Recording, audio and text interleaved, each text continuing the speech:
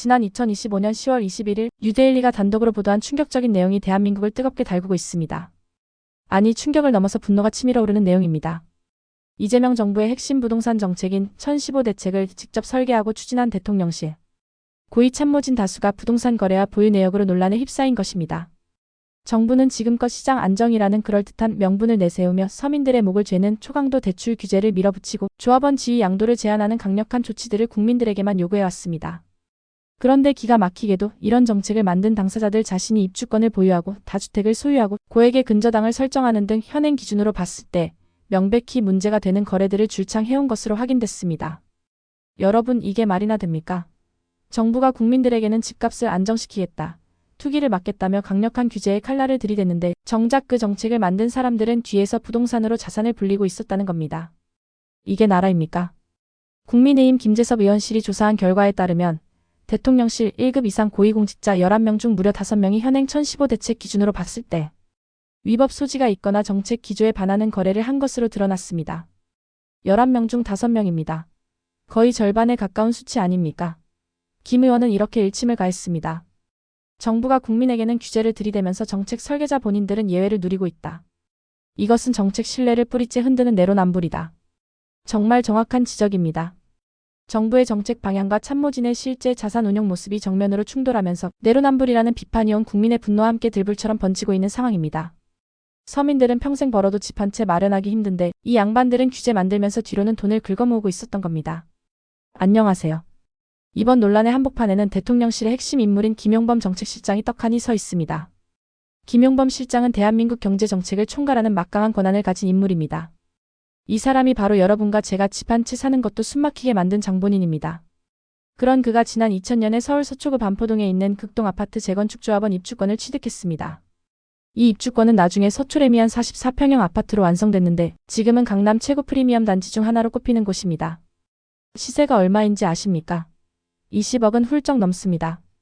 여기까지만 들으면 뭐가 문제인가 싶으실 수도 있습니다. 하지만 여기서부터 기가 막힙니다. 2003년 아파트가 준공됐을 때 김 실장이 실제로 그곳에 살지도 않았다는 겁니다. 당시 그는 세계은행에서 근무하고 있었고 해외에 파견되어 있었기 때문에 실거주가 불가능한 상황이었습니다. 그러니까 뭡니까? 투자 목적으로 사놓고 본인은 외국 가서 떵떵거리고 살다가 집값 오르니까 재미 본 거 아닙니까? 김재섭 의원실은 칼같이 지적했습니다. 현행 1015 대책에 따라 조합원 지위 양도 금지 및 실거주 의무를 적용하면 위반 소지가 있다. 이 말의 의미가 뭡니까?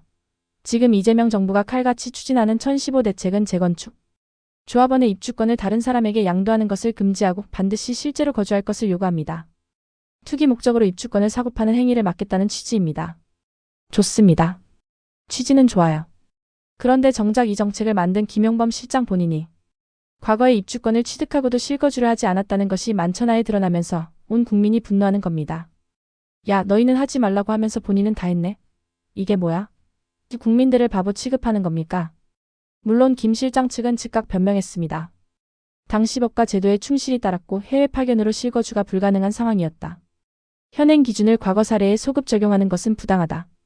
네, 법적으로는 문제가 없을 수 있습니다. 2000년대 초반에는 지금처럼 강력한 실거주 의무가 없었으니까요. 하지만 여러분, 이게 말이 됩니까?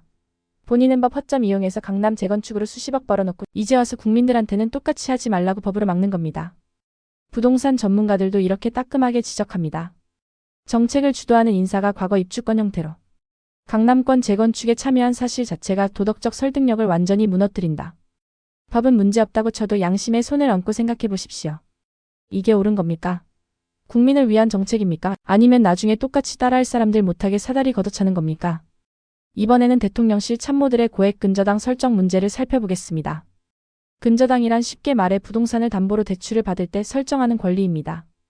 집을 사면서 은행에서 돈을 빌리면 그 집에 근저당이 설정되는 것이죠. 그 자체로는 불법이 아닙니다. 우리나라 국민 대다수가 집을 살 때 대출을 받으니까요. 맞습니다. 서민들은 어쩔 수 없이 받아야 하니까요. 그런데 정말 기가 막힌 건 대출 규모입니다.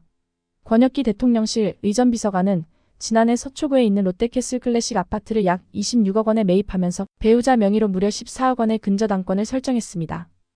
26억짜리 집에 14억을 빌렸다는 겁니다. 집값의 절반이 넘는 금액을 대출받은 거예요. 이게 뭡니까? 레버리지 투자 아닙니까? 이태영 민정비서관은 2017년 잠실 우성 아파트를 18억 원에 사면서 2억 원의 근저당을 설정했고, 김상우 보도지원비서관은 같은 해 구이동 신원빌라트를 매입하며 3억 7천만 원의 근저당을 설정했습니다. 왜 이게 문제가 되는지 아십니까? 김재섭 의원의 말을 들어보십시오. 서민 대출은 조이면서 정책 위반자들이 레버리지로 부동산을 확대하는 건 정책의 형평성을 완전히 무너뜨린다. 여러분, 레버리지가 뭡니까? 빚을 지렛대 삼아 자산을 불리는 전략입니다. 적은 돈으로 큰 집을 사고 집값이 오르면 큰 수익을 내는 방식이죠. 부자들이 더 부자되는 황금 공식입니다. 일반 서민들에게는 집 살 때 대출 받지 마라, 빚내서 집 사지 마라며 대출 한도를 꽁꽁 묶어서 숨도 못 쉬게 만들어 놓고 정작 본인들은 10억, 14억씩 끌어다가 강남구가 아파트를 사들이고 있었던 겁니다. 이게 말이 됩니까? 정치권 관계자들도 분노합니다. 근저당 설정 자체는 불법이 아니지만 정책 일관성과 공직자 윤리성 측면에서 국민의 신뢰를 완전히 배신하는 행위다. 우리 서민들은 1억, 2억 대출 받는 것도 심사에 심사를 거쳐서 전전긍긍하면서 받는데 이 양반들은 14억을 술술 빌려서 26억짜리 집을 사고 있습니다. 국민들이 이렇게 생각하는 게 당연합니다.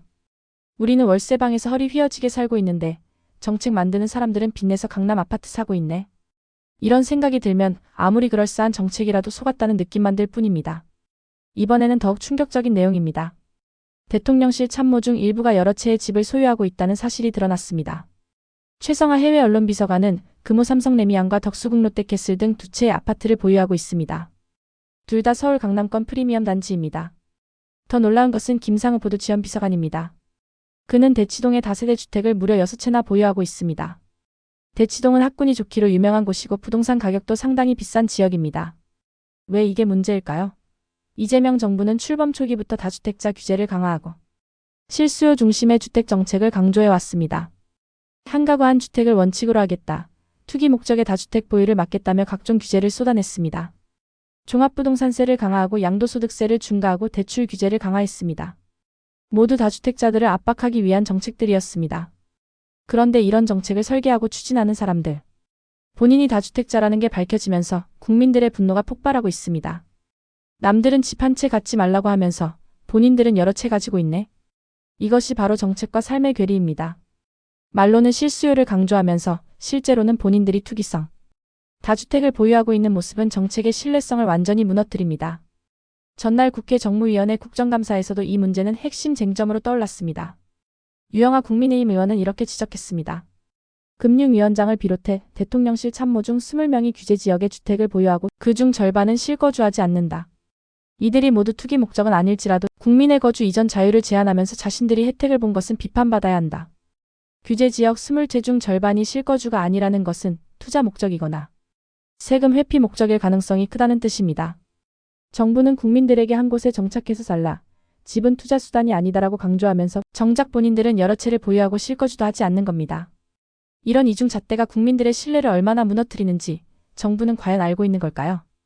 이번 논란은 단순히 참모들의 도덕성 문제를 넘어서 현 정부의 부동산 정책 자체에 대한 근본적인 의문을 제기합니다. 이현승 국민의힘 의원은 국감에서 이렇게 경고했습니다. 문재인 정부가 28번의 규제 대책을 내놨지만 시장은 잡히지 않았다. 이번 정부도 규제 일변도로 가면 같은 실패를 반복할 수 있다. 이 말의 의미는 무겁습니다. 지난 문재인 정부 5년 동안 부동산 가격은 폭등했습니다. 28번이나 대책을 발표했지만 시장은 전혀 안정되지 않았고 오히려 더 뜨거워졌습니다. 서울 아파트 평균 가격은 2배 이상 올랐고 영끌영혼까지 끌어모아 대출받기 일상화됐습니다. 규제를 하면 할수록 시장은 더 과열됐고 진짜 집이 필요한 실수요자들만 피해를 봤습니다. 김재섭 의원은 더 구체적으로 비판합니다. 금융위가 수도권 과열 신호를 이유로 서울 전역과 경기 12개 지역을 규제 지역으로 묶었지만 이미 거래가 얼어붙은 노도 강금강구까지 포함한 것은 지도만 보고 선을 긋는 행정 편의주의다. 실수요자와 청년층만 피해를 본다. 노도강은 노원, 도봉, 강북구를 말하고 금강구는 금천, 관악구를 말합니다. 이 지역들은 서울에서도 집값이 상대적으로 저렴한 곳들입니다. 서민들과 청년들이 첫 집을 마련하려고 알아보는 동네들이죠. 그런데 이런 곳까지 규제 지역으로 묶어버리면서 정작 집이 필요한 사람들이 대출을 받지 못하게 된 겁니다. 강남 부자들의 투기는 막아야 하는데 정작 서민들의 내 집 마련까지 가로막는 결과를 낳은 거죠. 이에 대해 이혁원 금융위원장은 이렇게 해명했습니다. 당시 고가주택 중심으로 신고가가 번지고 있어 긴급한 대응이 필요했다. 생애 최초 청년 신혼부부 대상 대출의 LTV 70%는 그대로 유지됐다. 하지만 현장에서는 이런 예외 규정들이 제대로 작동하지 않는다는 불만이 쏟아지고 있습니다. 서류 요건이 까다롭고 은행들이 소극적으로 대출을 실행하면서 청년들과 신혼부부들도 집을 사기 어려워진 겁니다. 정책의 의도는 좋았을지 몰라도 실제 결과는 서민들에게 더 큰 고통을 안겨주고 있습니다. 여러분, 오늘 우리가 살펴본 내용은 단순한 개인의 부동산 거래 문제가 아닙니다. 이것은 대한민국 정부의 정책 신뢰성, 공직자의 도덕성, 그리고 국민과의 약속에 관한 문제입니다. 2025년 10월 21일 뉴데일리가 보도한 이 내용은 우리 사회가 얼마나 불공정한 구조 속에서 움직이고 있는지를 적나라하게 보여줍니다. 정부는 국민들에게 투기하지 마라, 대출받지 마라, 한 채만 가져라고 요구합니다. 하지만 정작 그 정책을 만드는 사람들은 강남 재건축 입주권을 보유하고 고액 대출로 고가 아파트를 사들이고 여러 채의 집을 소유하고 있습니다. 이것이 바로 내로남불입니다. 이런 상황에서 국민들이 정부를 믿고 따를 수 있을까요? 더 큰 문제는 이런 정책들이 실제로 효과가 없다는 점입니다. 문재인 정부의 28번 대책이 실패했듯이 규제 일변도의 접근은 시장을 더 왜곡시키고 서민들만 고통받게 만듭니다. 진짜 투기꾼들은 온갖 방법을 동원해서 빠져나가고 정작 내 집 마련을 꿈꾸는 청년들과 신혼부부들만 좌절합니다. 노도강, 금강구 같은 서민 동네까지 규제를 걸어버리면서 서민들의 사다리를 걷어차는 결과를 낳았습니다. 국민의힘 의원들이 국정감사에서 제기한 이 문제는 단순히 야당의 정치 공세로 치부할 수 없습니다. 이것은 우리 사회의 공정성과 정의에 관한 근본적인 질문입니다. 공직자는 국민의 본보기가 되어야 합니다. 정책을 만드는 사람이라면 그 정책의 취지에 맞게 스스로를 엄격하게 규율해야 합니다. 그래야 국민들이 믿고 따릅니다. 우리 대한민국은 지난 수십 년간 놀라운 경제 발전을 이뤘습니다. 전쟁의 폐허 속에서 세계 10위권 경제 강국으로 우뚝 섰습니다. 하지만 이런 성과는 공정한 사회, 신뢰받는 정부가 있었기에 가능했습니다. 만약 정부에 대한 신뢰가 무너진다면 우리의 미래는 어떻게 될까요? 이번 사태를 계기로 정부는 스스로를 돌아봐야 합니다. 국민에게 요구하는 것을 본인들도 실천하고 있는지, 정책이 정말 서민을 위한 것인지 아니면 기득권을 지키기 위한 것인지 냉정하게 평가해야 합니다. 그리고 국민들은 계속해서 감시하고 목소리를 내야 합니다. 그것이 민주주의입니다. 그것이 우리가 피땀으로 일궈낸 대한민국을 지키는 길입니다. 2025년 10월 21일 뉴데일리가 보도한 이 사건을 우리는 결코 잊어서는 안 됩니다. 이것이 하나의 교훈이 되어 더 공정하고 투명한 사회를 만드는 밑거름이 되기를 바랍니다. 대한민국의 미래는 우리 모두의 손에 달려 있습니다. 감사합니다.